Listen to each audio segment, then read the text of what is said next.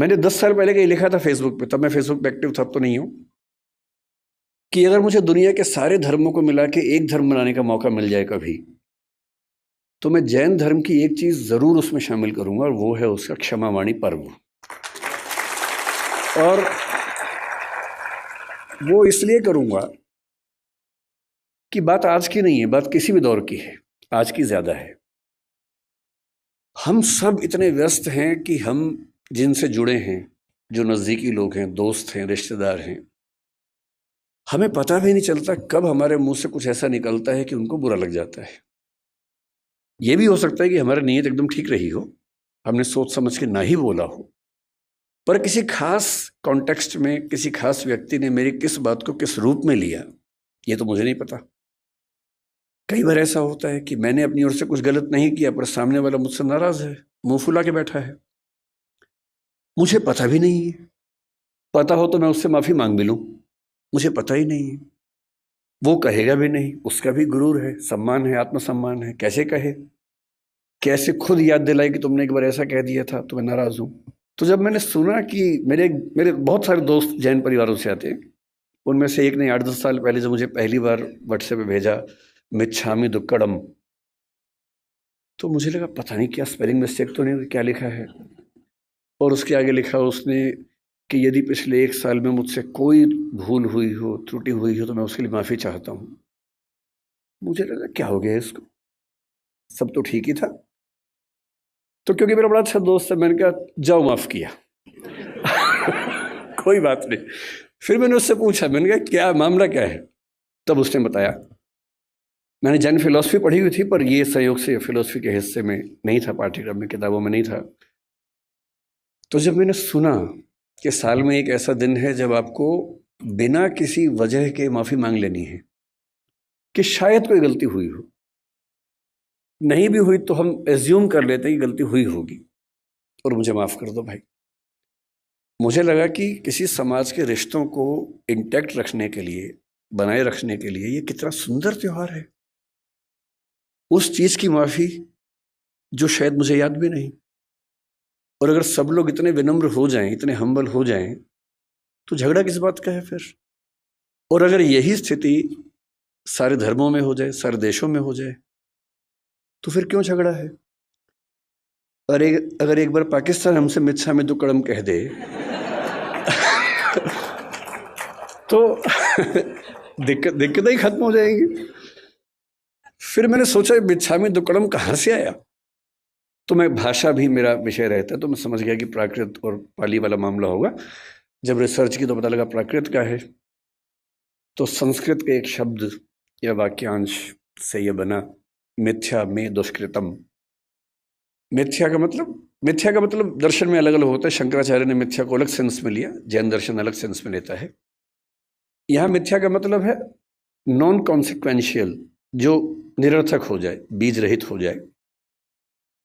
तो मिथ्या में दुष्कृतम, जो दुष्कृतम, दुष्कार्य, गलती मुझसे हो गई है, वो मिथ्या हो जाए, मैं आपसे ये निवेदन करता हूं। और वही प्राकृत में आते आते मिथ्या में दुक्कड़म हुआ। तो आज जो मुझसे मिस्टेक हुई, मैंने जूते पहन के पहला मंत्र सुन लिया, तो उसके लिए मैं आप सबसे मिच्छा में दुक्कड़म कह देता हूँ और उसके बाद यहाँ से अपनी बात की शुरुआत करता हूँ। मैं ज़्यादा लंबा बोलने के लिए कुख्यात भी हूँ, तो आप मुझे संकेत कर दीजिएगा जब आपको लगे कि काफ़ी हो गया है, तो मैं तो मैं वहीं पर अपनी बात रोक दूंगा। तो विषय की जब बात हुई तो मयूर जी ने 2-3 सुझाव दिए। तो ये बोले कि हम सब की आजकल एक बड़ी दुविधा पेरेंटिंग को लेके है, अपने बच्चों को कैसे संभालें।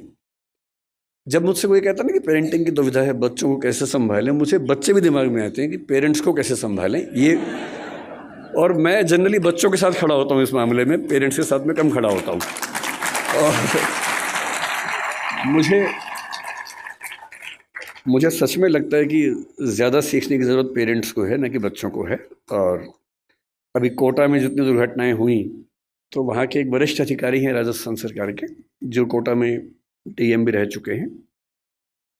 उन्होंने मुझे फ़ोन किया कि मैं चाहता हूँ कि आप भी इस प्रक्रिया में हमारी हेल्प करें बच्चों के लिए। मैंने कहा जिस दिन कहेंगे मैं आ जाऊँगा, जो कहेंगे मैं कर दूंगा, आप बताइए क्या करना है। बोले कोटा में बहुत सारे बच्चे हैं, हम चाह रहे हैं कि उनसे आप बात करें।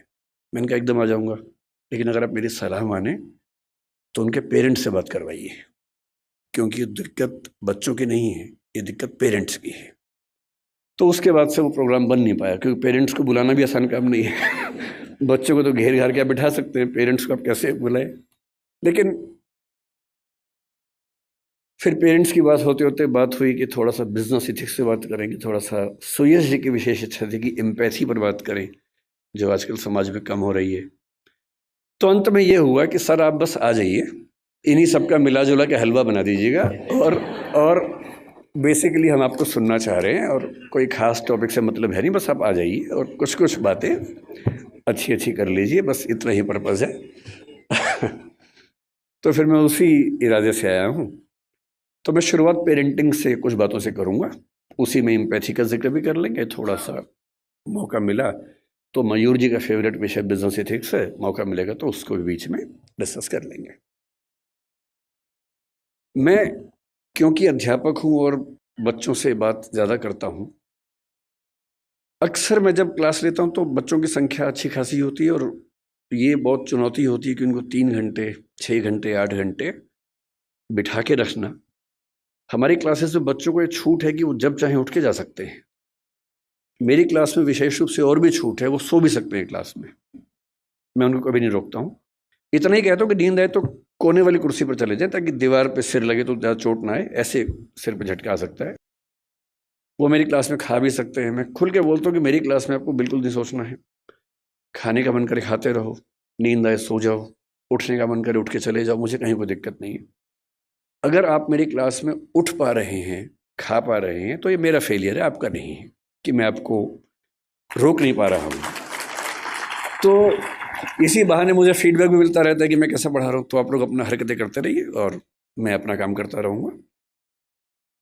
तो बहुत ज़रूरी होता है कि उन बच्चों को बहुत शुष्क तरीके से ना बताया जाए, थोड़ा रोचक तरीके से बात की जाए। रोचक तरीके से बात करने का एक ही तरीका है कि आप उनको कहानियों के माध्यम से बताएं, एग्जाम्पल्स के माध्यम से बताएं, एनेक्डोट्स इनको हम कहते हैं, घटनाओं के माध्यम से बताएं। और जैसे ही हम घटनाएं सुनते हैं, कहानियां सुनते हैं अपने आसपास की, तो हमें किसी चीज़ का महत्व और कॉन्सेप्ट दोनों समझ में आते हैं। मैं जहाँ से ये बात करना शुरू करना चाहता हूँ वो ये है कि पेरेंटिंग के नज़रिए से हमारा समय दुनिया के इतिहास का सबसे मुश्किल समय है। पेरेंटिंग हमेशा मुश्किल रही है।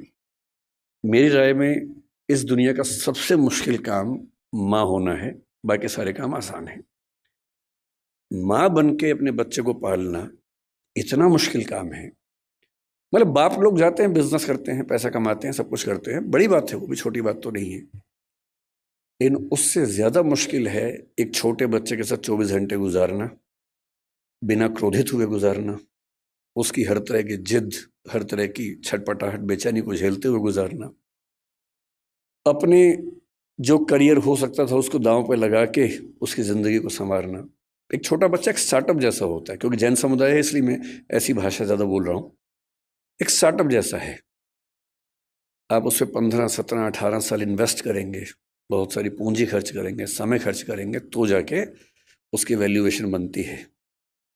और नहीं तो जैसे स्टार्टअप्स फेल होते हैं, 1000 में से एक आधी पास होता है, बहुत सारे स्टार्टअप फेल होते हैं। तो ये परवरिश की दुनिया में भी होता ही है।